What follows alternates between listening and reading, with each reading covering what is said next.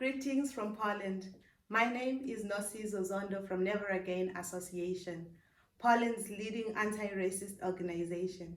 I am honored to have been invited to speak about our experiences of hate crimes in Poland. The major objectives of the Never Again Association include breaking the silence and raising awareness of the problem of racism and xenophobia, as well as building a broad movement against racism and discrimination. We also promote respect, inclusivity, and diversity.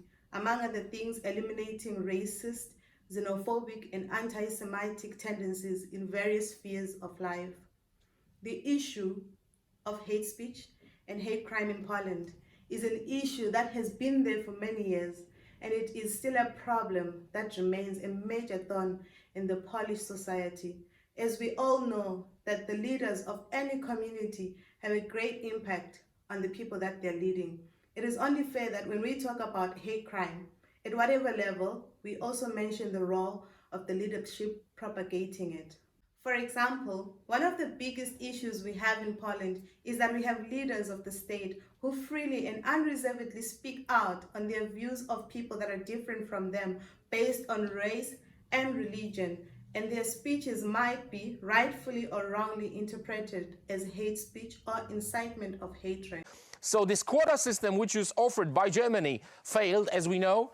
And this is against our safety in Europe. This is very huge issue. First of all, I'm talking about the terrorist attacks committed by radical Islamists. I couldn't hear very strong words from imams who would condemn this kind of attacks. That's number one. Rapes in Sweden, hidden for 13 months. I'm talking about the youth festival where girls were raped by illegal Muslim migration immigrants. And you're saying it has nothing to do with Muslims, hidden. but then you're saying Germany, Muslims are terrorists and Muslims are rapists. Where people were raped as well, right? And that was hidden. Right. Okay, but again, you're saying it has nothing to do with Muslims, but Muslims are rapists and terrorists. But these cases, right.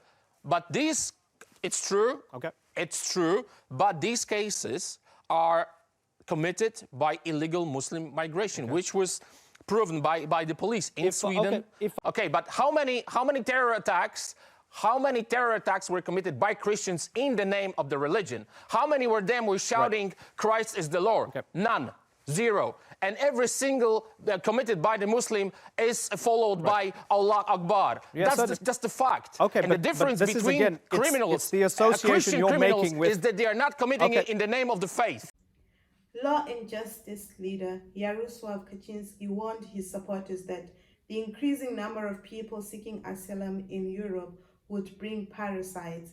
It is no wonder people in the streets are gravitating towards hateful ideologies because they have leaders influencing them in that direction. He further said Poland did not invite any refugees and had the right to say no. Culture Minister Piotr Gliński also promised to defend Poland against migrants. This was all in reference to the refugees at the Belarusian border. After that, we had far-right activists calling out for any force possible, even shooting and killing at the migrants that were at the border. On that note, just after the invasion of Ukraine by Russia, we saw an exodus of refugees to Poland, of which some of those refugees were people of color.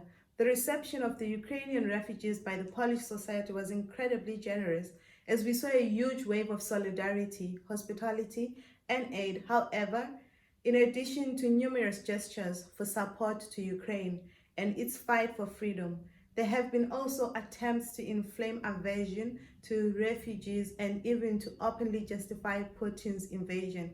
At one point, we even had one member of parliament posting numerous posts inciting violence against the refugees of color from Ukraine, referring to them as bandits, and he was encouraging the youth to beat them up in the name of protecting Polish citizens, which appears to be one of the disturbing trends of extreme behaviors in the name of patriotism and national pride. There seems to be a trend of people, leaders included, practicing hate on immigrants in the name of Poland. This is why we have people who resist and fight off refugees from Ukraine, going as far as creating Facebook pages called "A Ukrainian is not my brother."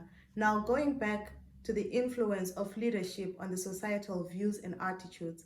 In 2019, nearly 100 provinces and municipalities passed a symbolic resolution declaring themselves LGBT-free zones, and this bred fertile ground and perfect environment for hostility, hate speech, and hate crime against the LGBT community. Poland has been dubbed the worst place to live in the European Union if you are LGBTQ+.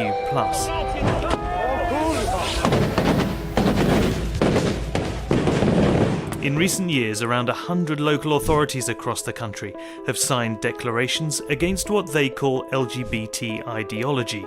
In the face of attacks and hostile hate speech, activists continue to fight back. They march in pride events around the country and have even managed to pressure some councils to backtrack on their declarations. Still, much of Poland remains a virtual no-go area. Nie chcemy, naszym końcowym celem jest to, żeby nie można było w Polsce promować ideologii LGBT, żeby te osoby nie wychodziły na ulicę. LGBTQ people in Poland told us they now feel more alienated and afraid than ever.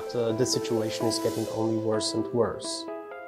We are basically treated not like human beings. We are called the rainbow plague. We are basically treated not like human beings, which has even been said that LGBT is not people, it's an ideology. Przemysław Czarnek, Poland's education minister, said, "You've seen the pictures from the parade, and this has nothing to do with equality," he said. "Are they normal people in your opinion?" Close quote. He further condemned LGBT pride parades for promoting deviancy and said that those who do so do not have the same rights as normal people. I quote, "Poles know who is normal and who is not. They can see what is happening in the streets and what tolerance is all about." Close quote. He also further said, "What is happening there has nothing to do with tolerance and equality. It is fetishism and a distortion of equality and tolerance. Only the Polish language is compulsory in schools and not some language on inclusiveness or exclusiveness," he said. "It is no wonder people in the streets are gravitating towards hateful ideologies because they have leaders influencing them that direction." Down a hardliner, and the first skirmish of the afternoon began.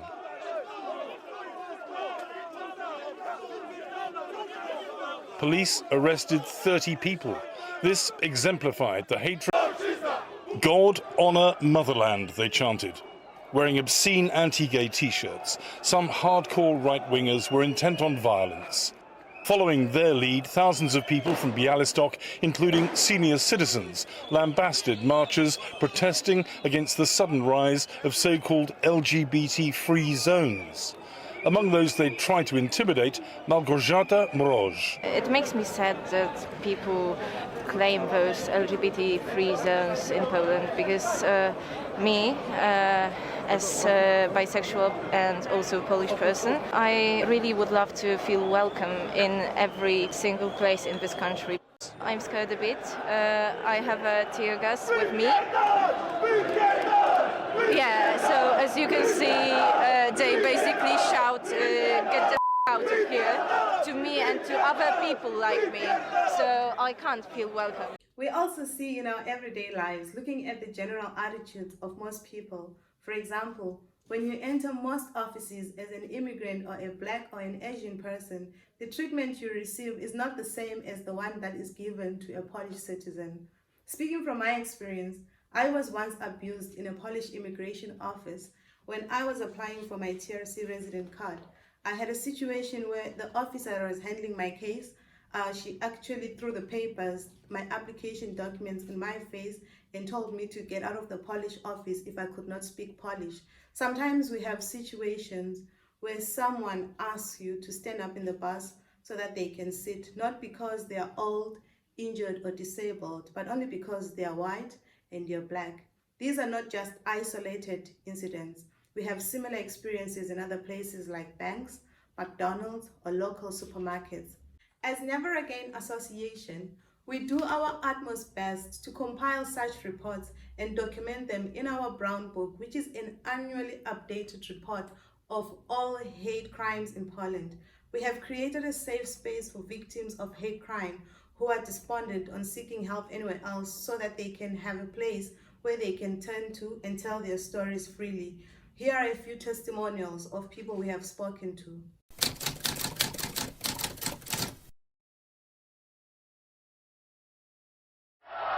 Lech Wałęsa, former shipyard worker and Poland's elder statesman, awarded the Nobel Peace Prize for steering his country to democracy, is outraged. Otóż już jestem starszym człowiekiem, jak pan wie, 76 lat. Myślałem sobie wypoczywać i chodzić na grzybki, na rybki, no ale to, co widzę, to mi się nie podoba i znów zacząłem walczyć.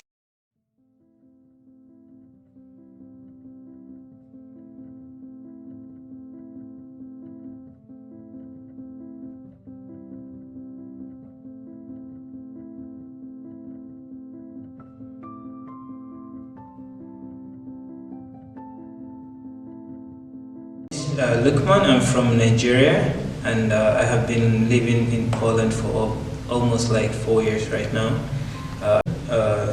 All the people that I met during my stay here has been really good for me, and they're really kind. At that time, I don't have a job. They have been there for me for the whole time. But the bad experience I had was the first time I had a job in a factory. So I met someone that kind of, I can't say Islamophobia or something like that. So the guy, we're having a very nice conversation, very nice person, but the moment a conversation started about religious, he kind of like changed the whole tone and of how he perceived someone as a religious person, most especially a Muslim person. Till I leave this country, I will never talk about religious beliefs with any person. My name is Kulsum Marsavesi Bisalzeska. Yes, I'm married to a policeman. Yes, and I have one daughter. Yeah, she is 7 years old right now. And I could say, first time when I have been, standing in this land, in this country. Oh my God, this makes you feeling, a lot of things, exciting, but also so naive. Just the fact that, now I'm speaking Polish, it's also make me like, proud, because the situation actually pushing me, to do more, to understand more. There is one open time, I was on bus, and one woman, stood for me, when the one man accused me, like, because I do understand, he say, hey, Arab Pakistan, come back to your country. I feel, this funny, that's so funny things. I say, oh, do I look like Pakistan? That's very funny. Or do I look like Arab? That's funny, really. So it's indicates, such ignorance, in the society. This means something wrong in their heart. Because actually, people not just react like this. Something must inside, or they ever experience with the people, and suddenly they throw their, their, we can say, rubbish feeling, to the other people. So we shouldn't react, in the negative way or something. My name is Tanmai. I am a student ambassador of the private university Collegium Civitas. I am also an actor. I also work in graphic design. So that's for my profession. My background, I am Indian Polish. My father being from here and my mother actually being completely Indian. Since the age of 7, I've been raised in Warsaw. Actually, scratch that, I've been raised in Pruszków, which is a very specific place. We have our own history there. During my education, it really had a big effect on me about how I deal with people, how I deal with problems, how I deal with that multicultural understanding that really helps in the workplace and also in my face-to-face communication. Yes, I do speak Polish. Można po polsku rozmawiać, nie ma żadnego problemu. My profession is based here, my studies are based here, my family, most importantly, is based here. and my partner is based here. So I'm planning to at least stay here for a few more years and plan my career out. When it comes to my personal experience, growing up in a very, as I said, very racially charged area in Pruszków, it's not easy being a brown person who speaks perfect Polish and being the only brown person in a bus. So I can give many examples of people actually looking at me, staring at me, swearing, saying kurwa or other words to me. And in their mind, they think I don't get it, but they also don't know that I am from this country. Words don't really matter when they're from people that don't matter. And obviously this is in no way that Polish people don't matter. Obviously people matter. It's just that the hate that they try to spew is not really required. I saw the two faces of Polish society. Me and my uncle who had come from India to see specifically what the Polish celebration looks like of Independence Day. This is Independence Day. It started as a small event with just a few hundred people, but over the years it grew, and in the last years it had about 200,000 people, which makes it the biggest far-right gathering anywhere. And I think the growth of this one event illustrates the social acceptance of radical nationalist ideology, especially among the younger people. We were going from Dworze Centralne, the hub of all the meeting places in Centrum, in Warsaw, to our at the time where our restaurant was. And there was this puny little guy, all dressed in leather, also like with Polish flags all over him, who came to me and he said, "Witam." I said, "Witam, dzień dobry." And he said, "Wypierdalaj." And I said, "Słucham?" He said, "To jest mój kraj. I człowiek, który wygląda jak ty, nie powinien być w moim kraju." It means a person that looks like you should not be. Never Again as an association, together with the help of its partners, volunteers and associates on the ground, works relentlessly to monitor, record and share as much information as possible with the public, journalists, and where possible, we offer advice to some institutions such as parliamentary committees on ethnic minorities. Among its missions, Never Again also tries to eradicate hate speech on social media. We have approached numerous tech companies to take down certain hateful content that incites violence and hate speech. We encourage them to also do their part in fighting hate and limiting the usage of cyberspace as a tool of spreading hate. It gives us a great pleasure to know that there is still selfless people like you here that are willing to take their time to fight the phenomena of hate. On behalf of Never Again Association, I would just like to encourage you not to get tired of the good work, but to keep on pushing. It may not look like it at times, but I believe our efforts are not in vain. And as we all know that no one is born hateful, but hatred is learned. And for that reason, we know that it can be unlearned as well. And there lies our hope that soon the reality as we know it shall be different if we keep pressing. Thank you all for your time.